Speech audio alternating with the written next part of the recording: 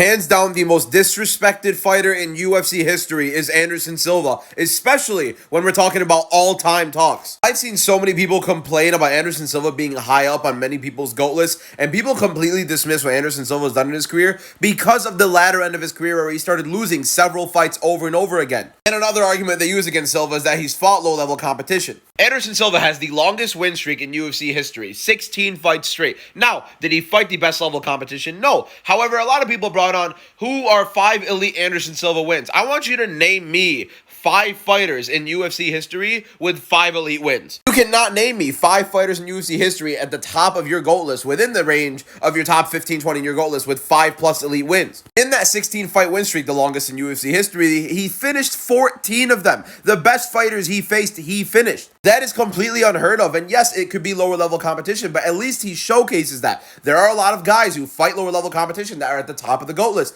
and do not separate like that. Anderson Silva, in almost every single fight, showcased that he could separate and prove himself to be the greatest. Then he started losing at 38 years old, 40 years old, 42 years old. Name me one fighter other than Daniel Cormier that's around your GOAT list that is winning consistently at 38 years of age. Nobody. There's literally nobody other than DC that was doing that, which is also why we hold DC as such a top level great, because he could do that at that age. Nobody else can. John Jones is running away at age 38. Khabib retired at age 31. George St. Pierre retired early. Everybody that you would consider towards the top is retiring early. There's way too much disrespect on Anderson Silva's name on the sole basis that he's losing older. If it's about PEDs, I agree with you. Nobody who's popped for PEDs should be considered the GOAT, but for the sake of argument, if you're going to include guys like John Jones, Anderson Silva, and Islam Makhachev who have popped for PEDs in your GOAT list, there's no reason where Anderson Silva is not top 3. There is no reason.